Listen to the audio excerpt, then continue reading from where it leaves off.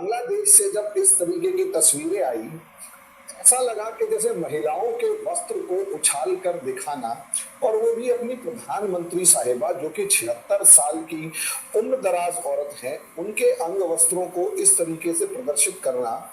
और यहाँ तक कि जैसे अब इस लड़के को देख लिया जाए, जिस तरीके से ये एक ब्लाउज दिखा रहा है, कुछ भी होता है ये दिखा रहा है, और जो इसके चेहरे पर स्माइल है ये बता रहा है कि किस तरीके से इसके जीवन की सबसे बड़ी उपलब्धि इस समय पर ये ब्लाउज कब्जा करना ही है।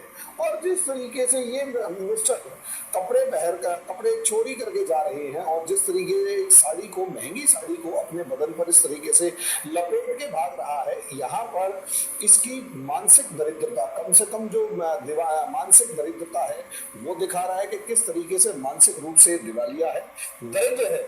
और यहाँ पर ये इसके नीच पना दिखा रहा है कि किस तरीके से कितने ज्यादा नीच है। अब सवाल इससे आगे आ जाता है कि भाई अल्टीमेटली हुआ क्या कि भाई जो शेख हसीना है, शेख हसीना के जाने के बाद जिस तरीके से बवाल मचा, और वो देखिए जो स्टूडेंट मूवमेंट था, वो स्टूडेंट मूवमेंट जहां तक एक नॉर्मल स्कॉलर्स की थिंकिंग है, देखो मैं उनकी बात नहीं कर रहा, जो रवीश कुमार टाइप है वो पता नहीं क्या है, असलियत में स्टूडेंट मूवमेंट उसी टाइम खत्म हो गया था जिस टाइम पर वो रिजर्वेशन वापस ले लिया गया।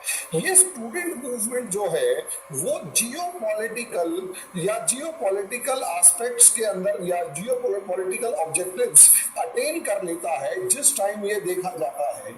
ये ध्यान रखिएगा, जब 2 दिन बाद मूवमेंट दोबारा शुरू होता है और वो मूवमेंट इस तरीके से जाता है कि कुछ कहने की हद नहीं, वहां वो जियोपॉलिटिकल ऑब्जेक्टिव्स के बाद जिस तरीके से शेख हसीना को भागना पड़ता है, और शेख हसीना के भागने के बाद जिस तरीके से एंटी हिंदू रायट स्टार्ट होते हैं, वो कहीं ना कहीं साफ तौर पर दिखा रहे थे कि वो असलियत में स्टूडेंट मूवमेंट भले ही शुरू में रहा हो, लेकिन उसे हाईजैक कर लिया गया। किसके द्वारा उसे हाईजैक कर लिया? जो कट्टरपंथी ताकतें हैं उसके द्वारा। और यहीं से मामला बिगड़ता हुआ नजर आया, यहीं से मामला पलटता हुआ नजर आया।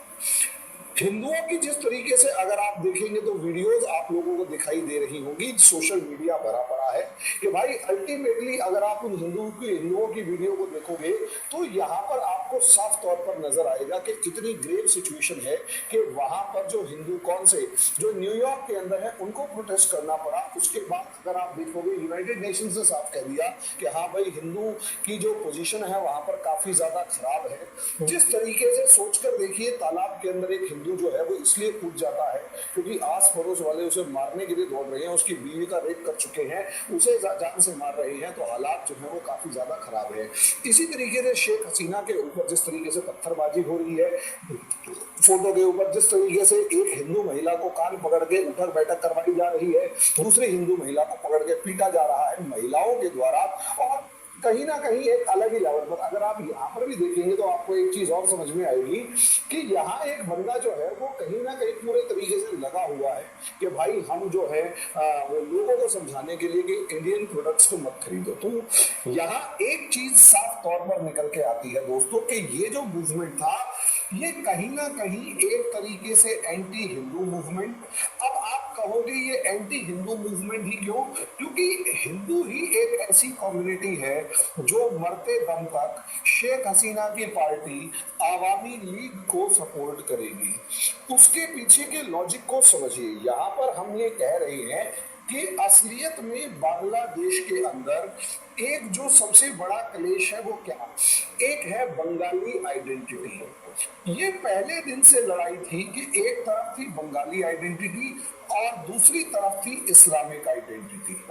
अगर आप देखेंगे भाई हैं तो सारे के सारे मुसलमान ही, इसमें कोई दो राय नहीं है। तो लड़ाई क्या है? लड़ाई ये है कि बंगाली फर्स्ट या इस्लाम फर्स्ट। यहाँ पर सिर्फ लड़ाई इतनी थी कि हम बंगाली पहले हैं या मुसलमान पहले हैं। अगर आप बंगाली पहले मानते हैं तो अपने आप को आवामी लीग से जोड़ेंगे, और अगर आप इस्लामिक फर्स्ट मानते हैं तो आप बांग्लादेश नेशनलिस्ट पार्टी के साथ अपने आप को जोड़ेंगे। और असली लड़ाई बांग्लादेश में इसी चीज की है कि आप बंगाली फर्स्ट है या मुसलमान फर्स्ट।